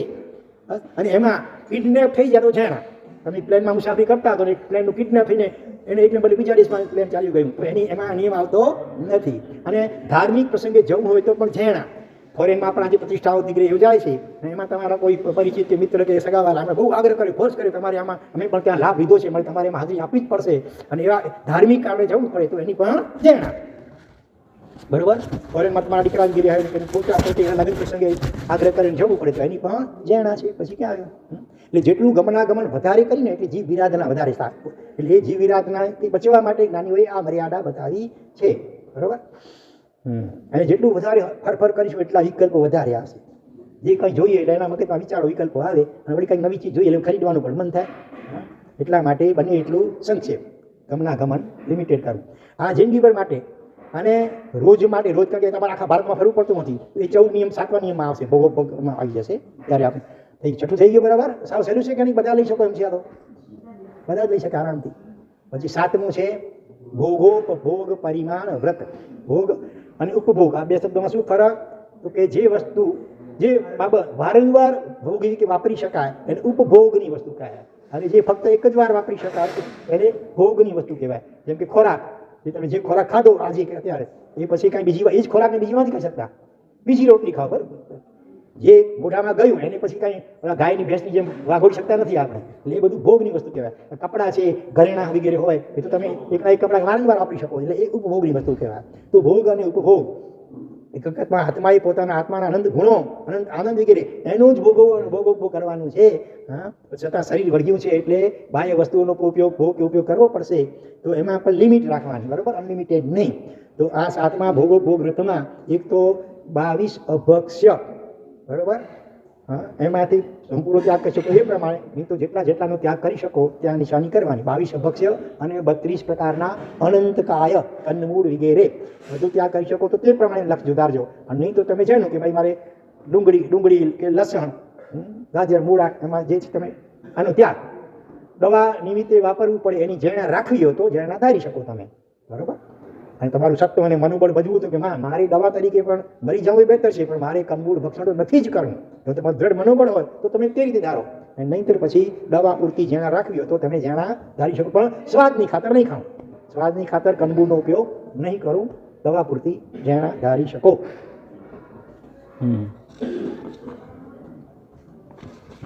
એમાં 22 અભક્ષ્ય વગેરે ઘણું બધું લખેલું છે નામો વાંચજો તમે એમાંથી તમે જેનો ત્યાગ કરી શકો એમ હોય તેનો ત્યાગ કરજો બાકીનું ખાલી એમાં રહેવા દેજો ભલે અને એમાં 15 પ્રકારના કર્મદાન 15 પ્રકારના ધંધા જેમાં પુષ્કળ જીવોની વિરાધના થતી હોય એવા મુખ્યત્વે બધી ફેક્ટરીઓ ને એવું બધું આમાં આવી જાય તો સંપૂર્ણ ત્યાગ અથવા તમારી જો ઝેણા ધાર્યો કે ભાઈ આ એક ફેક્ટરીની ઝેણા મારે એ પ્રમાણે ધારી શકો 15 પ્રકારો બતાવ્યા છે એમાંથી જેટલા પ્રકારોનો તમે ત્યાગ કરવો હોય તો એ પ્રમાણે તમારે નિશાની ટાઈપની કરવાની કે ભાઈ આ વસ્તુનો ત્યાગ બરોબર 7મા ભોગ વ્રતમાં 15 પ્રકારના કર્માદાન જેમાં પુષ્કળ અસંખ્ય જીવોની વિરાધનાને કારણે કે અનંત જીવોની વિરાધનાને કારણે હોલસેલમાં ઘણા બધા કર્મો બંધાય નરકનું પણ એક કારણ એ પણ છે મહા આરંભ અને મહાપરિગ્રહ એ નરક ગતિના આયુષ્યનું પણ કારણ હોય છે એટલે જેટલી બને એટલી ઝેણા હમણાં કોણ એક સંગીતકાર છે અચલ ગચના છે પણ રાજસ્થાનના છે નરેન્દ્ર વાણી ગોતા અને સાથે બીજો એક સંગીતકાર બે મિત્રો અને એમને દિલ્હીમાં ઘણા એકરની જમીન એ બધી ખરીદી હતી ઘણી અને મારે દિલ્હી ધક્કા ખાવા પડ્યા બધી રજા અનુમતિ મેળવી કેટલા શું ઇન્સ્પેક્ટર પાસેથી રજા મેળવી બધું કર્યું પ્રોસેસ અને હવે છેલ્લી બસ હવે એને જમીન મળવાની તૈયારી છે પણ સરકારની કેટલીક હતી પેલી શરતો એટલે એમાં ત્યાં એમને એલોવેરાની વાવણી કરવાની હતી એને માટે જ સરકાર તરફથી રજા મળી હતી એલોવેરા સમજો ને કુંવાર પાઠા જેને કહેવાય અને એ પણ અનંતકાય કહેવાય છે અનંતકાય અનંત કંદમૂળ જેટલો જ એમાં એટલા જીવો હોય એ જ્યારે ખબર પડી કે આ પણ અનંતકાય છે એલોવેરા એટલે એમણે સામે ચાલી ગઈ કરી ત્યાં જઈને પોતાનું જે હતું બધું કેન્સલ કરાવી દીધું કે અમને આ જમીન નથી લેવી પેલા ઇન્સ્પેક્ટર આશ્ચર્યચકિત થઈ ગયા કે આટલી બધી મહેનત કરી આટલા ધક્કા ખાધા અને હવે બિલકુલ બસ હવે હેન્ડ ઓવર કરવાની વાત આવી ગઈ જ્યાં તમે ના પાડો એમાં કરોડોનું નુકસાન લાભ થાય એમ હતું એટલા એકર જગ્યા મળતી હતી એમાં એની વાવણી કરી તો કરોડો રૂપિયા કે અબજો રૂપિયા નફો થાય એમ હતું પણ છતાં એમણે સ્વેચ્છાએ ત્યાગ કર્યો કે જો આટલી બધી વિરાજ ન થતી હોય તો અમારે નથી જોઈતું નરેન્દ્ર વાણી ગોતા અને બીજો મારે ખ્યાલથી વિક્કી પારેખ એમને નામ જાણતા હશો વિક્કી પારેખ મારે ખ્યાલ છે એનો હા અને વાગડની અંદર અમુક ગામ ત્યાં મોટે ભાગે હરિજનોની વસ્તી વધારે હતી ત્યાં કોઈ એવા જાણીતા વિશિષ્ટ વ્યક્તિઓ ત્યાં એવા શ્રાવકોમાંથી ગયા અને એમણે આના નુકસાનો સમજાવ્યા એ આખા ગામના બધા હરિજનોએ નક્કી કર્યું કે અમારે કંદમૂળની ખેતી કરવી નહીં કેટલી મોટી વાત કહેવાય આજે જૈનોના મગજમાં વાત ઠસાવી પણ અઘરી પડે છે ત્યાં આખા હરિજન લોકો હતા અને આખા ગામના બધા હરિજનોએ નક્કી કર્યું કે હવેથી આપણે કંદમૂળની ડુંગળી કે લસણ કે ગાજર કે મૂળા વગેરે એની ખેતી કરવી જ નહીં આવા દ્રષ્ટાંતો વર્તમાન કાળમાં પણ છે એમાંથી પહેલા લેજો બરાબર અને એ ઉપરાંત એટલે 7મા વ્રતનું પેટ થોડું મોટું છે 22 ભક્ષ્યપતિ સંસ્થાય 15 કર્માદાન અને 14 નિયમ ધારવામાં આવે છે સવાર અને સાંજ દિવસના અને રાત્રિના એટલે કે આ વ્રતો સ્વીકારવામાં તમે શરૂઆતમાં મોટી ઘણી છૂટછાટ રાખી હોય પણ રોજ કંઈ એટલી છૂટછાટની જરૂર પડતી ન હોય તો પછી રોજ દિવસ માટે અને રાત્રિ માટે એ નિયમોમાં સંક્ષેપીકરણ કરવું તો એને કહેવાય છે 14 નિયમ તો એમાં દાખલા તરીકે તમે છઠ્ઠા વ્રતમાં ધાર્યું હોય કે મારે ભારતથી બહાર જવું નહીં, પણ રોજ કંઈ આખા ભારતમાં થોડું જવું પડે. તો ક્યારેક તમે એવું ધારી શકો કે આજે મારે નાસિક કે દેવલાલથી બહાર જવું નહીં, પરીક્ષણના આવા દિવસો ચાલતા હોય તો મારે નાસિક કે મહારાષ્ટ્રથી દેવલાલથી બહાર જવું નહીં, અથવા મુંબઈથી બહાર જવું નહીં. બરાબર? એ રીતે જેટલી તમારી શક્યતા હોય એ પ્રમાણે એ નિયમનો એ દિવસ માટે એક એક દિવસ અને રાત માટે તમે અલગ અલગ ધારી શકો. રોજની દિનચર્યા. હવે રાતના તમે ભોજન ન કરતા હો તો દિવસ માટે અમુક અલગ ધારેલું હોય. રાતના ઘણી ચીજોનો ત્યાગ ઓટોમેટિક હોય. ચોવિહાર કરતા હો તો એ પ્રમાણે ધારવાનું. એ રીતે 14 નિયમો પણ આમાં આપેલા છે, એ જોઈ લેજો. અને 14 નિયમ પણ બે રીતે ધારવામાં આવે. એક કાયમને માટે ધારી લે અને બીજો કાયમ રોજને માટે. પછી પણ એ નિયમો વાંચી જવા જોઈએ રોજ અવારનવાર, જેથી કરીને ભૂલચૂક થાય નહીં. રોજ સાંજે જોઈ જવાનું કે 14 નિયમ મેં ધાર્યા હતા આ પ્રમાણે, એમાંથી કેટલું વપરાય ને કેટલો લાભ થયો, એ રીતે ખ્યાલ કરી જવો જોઈએ. ત્યાર પછી આવે છે 8મું કયું વ્રત? અનર્થ દંડ વિરમણ વ્રત. અનર્થ દંડ એટલે શું? અર્થ દંડ અને અનર્થ દંડ. અર્થ એટલે કારણ અથવા પ્રયોજન, અને એના કારણે આત્માને કર્મ બંધાય અને કર્મથી દંડાય જીવ. દાખલા તરીકે શરીર છે, રસોઈ કરવી પડશે, એમાં જીવોની પણ વિરાધના થવાની છે, તો એ અર્થ દંડ કહેવાય. તમારી નોકરી ધંધા કરવા પડે, એમાં જીવોની વિરાધના વગેરે થતી હોય અને કર્મો બંધાતા હોય, એના વગર ચાલતું નથી, માટે એને અર્થદંડ કહેવાય. સકારણ એ પ્રવૃત્તિ કરવી પડી. ઘણી એવી પ્રવૃત્તિઓ હોય છે કે જે ન કરીએ તો આરામથી ચાલે, ઉલટું સારું ચાલે જીવન, છતાંય જીવ તે પ્રકારના અનર્થદંડનું સેવન મોજ શોખ વગેરેના કારણે દેખાદેખી વગેરેથી પણ કરતો હોય છે, અજ્ઞાનતાને કારણે પણ કરતો હોય છે. તો એ બધું અનર્થદંડમાં જાય. જુગાર રમો દાખલા તરીકે, બરોબર? એ અર્થદંડમાં આવે કે અનર્થદંડમાં આવે? અનર્થદંડમાં આવે. પછી તમે ખોટી રમો કે સાચી રમો, પૈસાથી રમો કે વગર પૈસાની પણ રમો દાખલા તરીકે, તો ટાઈમ તો ફોકટ બગડે છે ને. એના કરતાં કોઈ સારી આરાધના કરો એટલો સમય, એની બદલે જુગાર. અને ખોટી શરૂઆતમાં રમતા હોય ને, ધીરે ધીરે ક્યારે ખોટીમાંથી સાચી, એટલે કે પૈસા વગરની, પછી પૈસાવાળી પણ થઈ જાય, એમાં ખબર ન પડે. એટલા માટે એ જુગાર એ અનર્થદંડમાં આવે. પછી કે કાંઈ આ ટીવી વગેરે જુઓ છો, ટીવીમાં સમાચારો વગેરે જોતા હો કે, તો એ પણ હકીકતમાં ઉલટું અમારી કચરો મગજમાં વધારે ભરા, વિકલ્પો વાળું મન બધું બને. નિર્વિકલ્પ આપણે બનવું છે, નિર્વિકલ્પ તો જ આત્માનો અનુભવ થાય.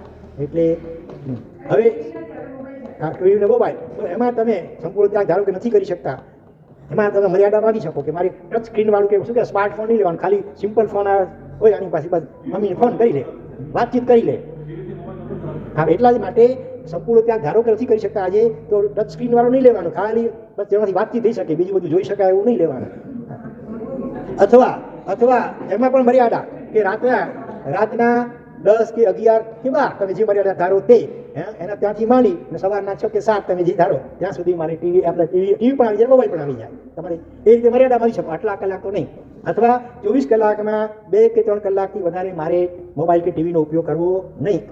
આમાંથી તમારે જે રીતે ધારવો એ રીતે તમે એની મર્યાદા નક્કી કરી શકો. સંપૂર્ણ ત્યાગ કરવું આજે બહુ કઠિન છે. એવા દાખલાઓ છે, ઘરમાં ટીવી રાખતા જ નથી, બિલકુલ નહીં. એવા પણ દાખલાઓ છે, આપણે એની પૂરી અનુમોદના કરીએ.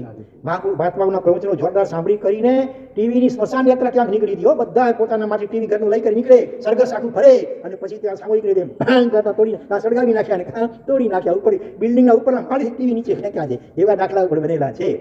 એવા જોરદાર ધારદાર પ્રવચનો, દાખલા તરીકે ચંદ્રશેખર મહારાજ સાહેબ હોય, રત્નસુંદરસુરી મહારાજ સાહેબ વગેરે હોય, એવા જોરદાર ધારદાર પ્રવચનકાર એમણે જ્યારે ટીવીના નુકસાનો વિસ્તારથી વર્ણવ્યા હોય, તે આ રીતે ટીવીની સ્મશાન યાત્રા, બીજાની પ્રેરણા મળે એટલામાં જાહેરમાં સરઘસ શોભાયાત્રા ટીવી ત્યાગની અને હોય કરી છે. હાજી, હા, ચોક્કસ. પણ બહુ દિન કહા કે મિયા કે પાવ મેં અમોરિયંતાનો, તો બરોબર. તો આવી અનેક બાબતો આમાં લખેલી છે. અનર્થદંડ વિરમણ, આપઘાત કરો, ની ઘણી કર્મો એવી છે કે તમે સહેલાઈથી બિલકુલ પાડી શકો. બરોબર? એટલે જેટલું આમાં તમે ધારશો, નિશાની કરશો, એ પ્રમાણે પાડવાનું રહેશે.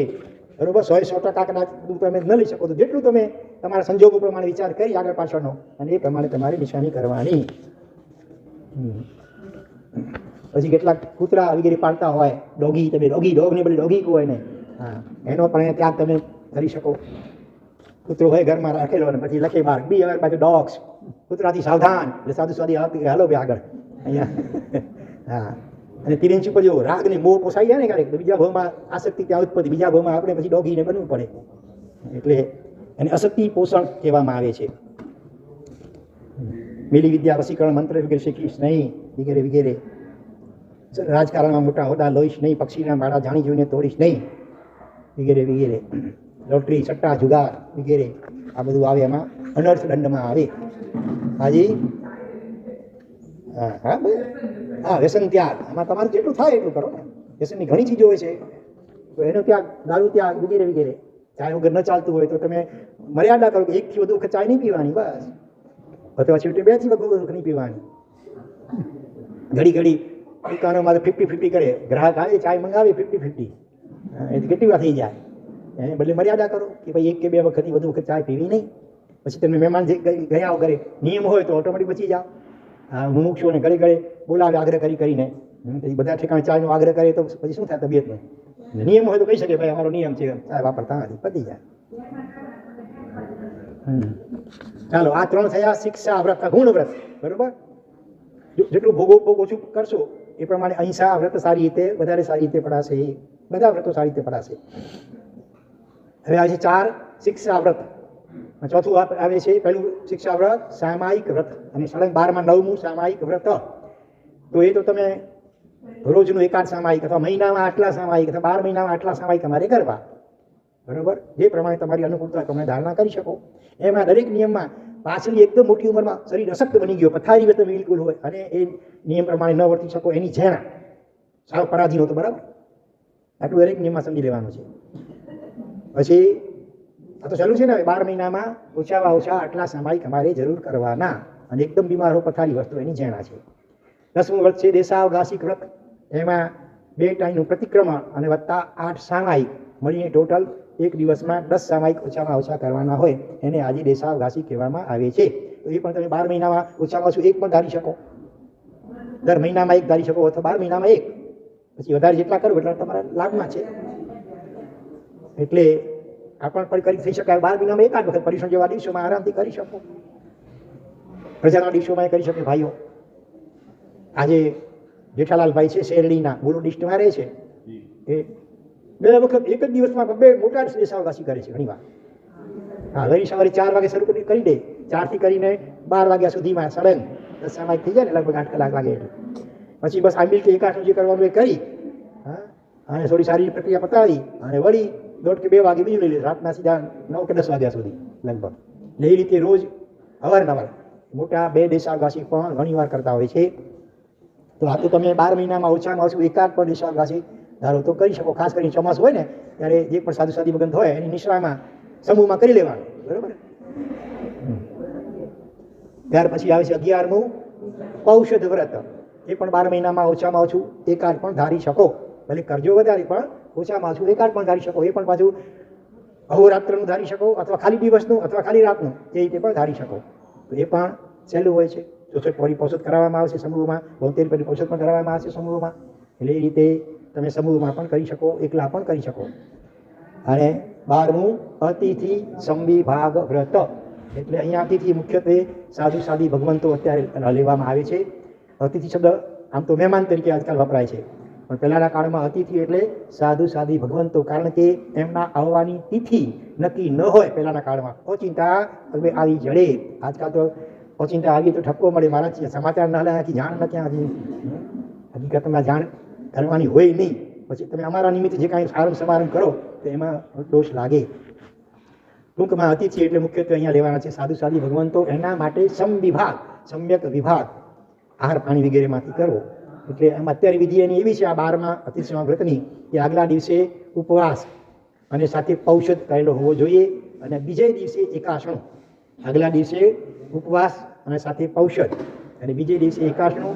એકાશણામાં પણ સાધુ સાધી ભગવંતો જે પણ હોય આમંત્રણ વિનંતી કરી આવવાની, ઘરે પધારે, કેટલી ચીજો એ ગ્રહણ કરે, હા, એટલી ચીજોથી તમારે તે દિવસે એકાશણું કરવાનું. બરોબર. અને સાધુ સાધી ભગવંત ન હોય તો વ્રતધારી જે પણ શ્રાવક કે શ્રાવિકા હોય તમારી સંઘમાં, એમને આમંત્રણ આપવાની વિનંતી કરવાની, અને એ જેટલી વસ્તુઓ વાપરે એટલી વસ્તુઓથી એકાશણું કરવાનું. એમાં પેલી ડોસીમાની જેમ નહીં કરવાનું, ઘણી બધી ચીજો રાખી દે, વાલી જરા ઘણું બધું. ઉંમર થઈ ગઈ હતી પણ કૃષ્ણેન્દ્રજી ઘઈ નહોતી. હા, એ તમે કહી શકો. હાજી, હા, અહોરાત્રિનો પૌષધ.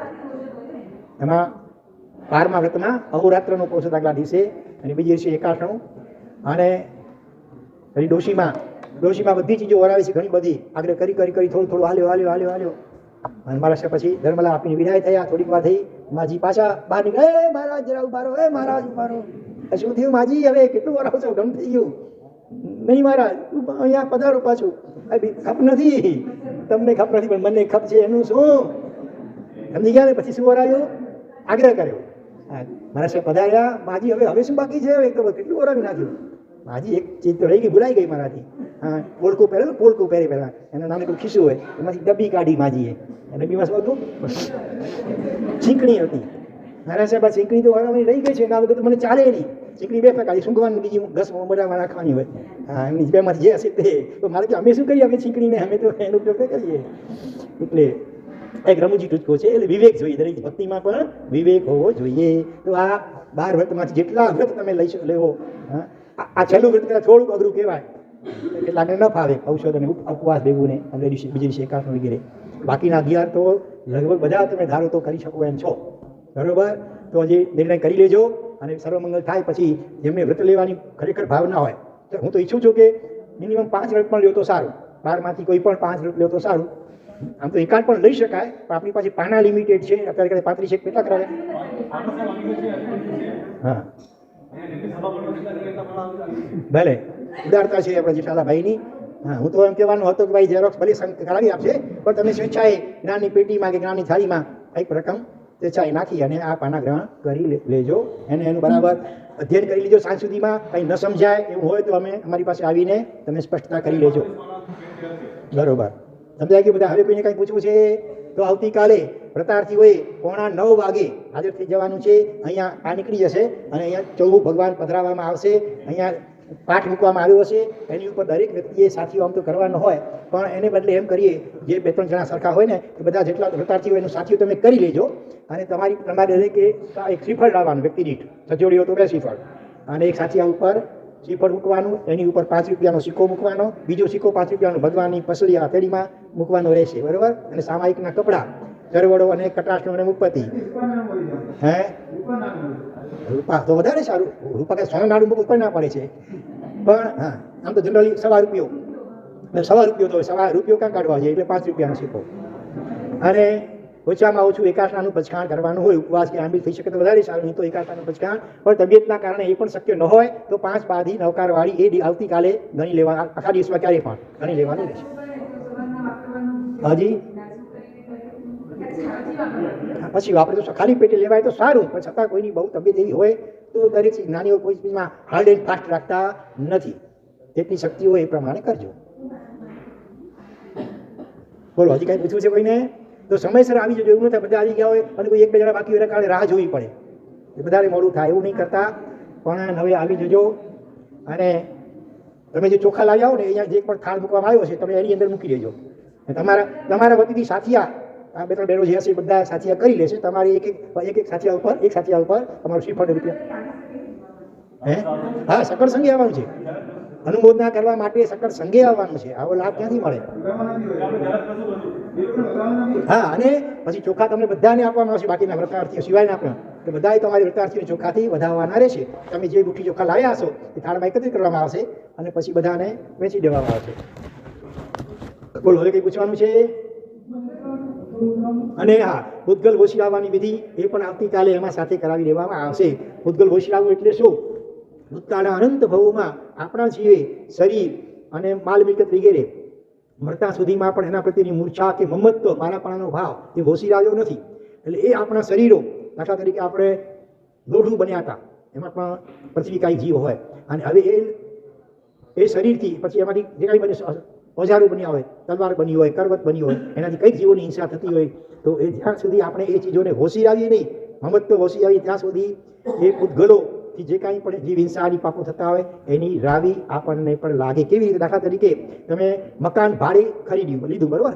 હવે તમે એક પણ દિવસ તમે એમાં રહેવા ગયા નથી, ધારો કે 12 મહિના 12 મહિના વીતી ગયા, તોય તમારે એનું ભાડું તો ચૂકવવું પડે કે નહીં? ભાડું ન ચૂકવવું હોય તો તમારું બાના ખત જે હોય તે કેન્સલ કરાવી નાખો, તો પછી ભાડું ભરવું ના પડે.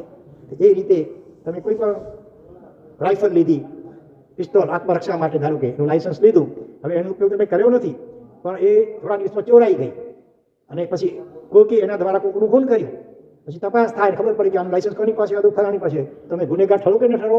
ખૂન તમે કર્યો નથી, ચોરાઈ ગઈ તો શું કરવું જોઈએ? પોલીસ ખાતામાં નોંધ કરાવીને લાયસન્સ તમારે રદ કરાવવો જોઈતો હતો, તમે રદ ન કરાવ્યો, માટે તમે ગુનેગાર ઠરો છો. બસ એવી જ રીતે કોઈ પાપ કરતા ન હો પણ તમે પ્રતિજ્ઞાપૂર્વક એનો ત્યાગનો સંકલ્પ ન કરો તો એ કંદમૂળ ન ખાવા છતાં પણ એનો દોષ કરાવી લાગે. કારણ કે છૂટ છો એટલે ક્યારેક કોઈ નિમિત્ત મળે ને કોઈ આગ્રહ કરે તો તમે કંદમૂળ ખાઈ પણ શકો, ખાઈ પણ નાખો. એટલે એ રીતે છૂટી તમે રાખી છે, માટે દોષના ભાગીદાર બનો છો. એટલે આ નિયમો લેવા, વ્રતો લેવા એટલે જે લાયસન્સ બિનજરૂરી હતા એ બધા કેન્સલ કરાવી નાખવાની વાત છે. એટલે ભવના ભૂતકાળના પૂતગલો શરીરના કે મકાનના કે મિલકત વગેરેના એના પ્રત્યેનું માલિકી હક હવે કેન્સલ કરાવવાની વાત છે. ભગવાનની સાક્ષીએ, શકરસંઘની સાક્ષીએ. હવે ધારો કે તમે પૂતગલ ઓછાવી દીધા, પાછળથી તમને પાસ્ટ લાઈફ થેરાપી આજકાલ ચાલે છે, ખૂબ ચાલે છે, પૂર્વજન્મની સ્મૃતિ થઈ જાય નથી, હિપ્નોટિઝમ દ્વારા પણ થઈ શકે છે. અને ત્યાં તમને ખ્યાલ આવ્યો કે ફલાણા ઠેકાણે દેવલાલીમાં મેં સોનામાંનો ચરૂ રાખેલો છે, પણ હવે તમે હોશિયાર લીધું છે, હવે તમે એના માલિક ગણાવો નહીં. એટલું ખ્યાલ રાખવાનો. થાય તો રેર કેસમાં પણ સમજવા માટે આ. પછી તમે એમ ન કહો કે અમે ગઈકાલ ગયા વર્ષે કયા ભાવમાં નાખેલું છે માટે એનો માલિક હું, એમ ન કહી શકો. તમારે પછી ધર્મના ખાતરમાં એમ જ એક સદગ્રસ્ત નામ પણ નહીં, હા, એ આપી દેવું જોઈએ. સમજાઈ ગયું બરોબર? તો જીનાગમ તે બોલાયું હાર્દિક મિચ્છામિ દુક્કડમ. ઓમ શાંતિ શાંતિ શાંતિ. ગણે લોકના સર્વે જીવોનું કલ્યાણ મંગલ અને શીઘ્ર મોક્ષ થાઓ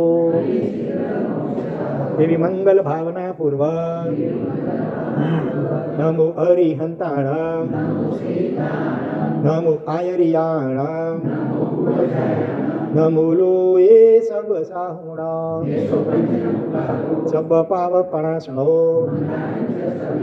પરમં હોય મંગલમ નમો સિદ્ધાણમ નમો ઉવજાયાણમ એસો પંચનમુકારો મંગલાણં ચ સર્વેશે નમો હરિહંતાણમ નમો આયરિયાણમ નમો લોએ સબ સાહુણામ સબ પાવપણાસણો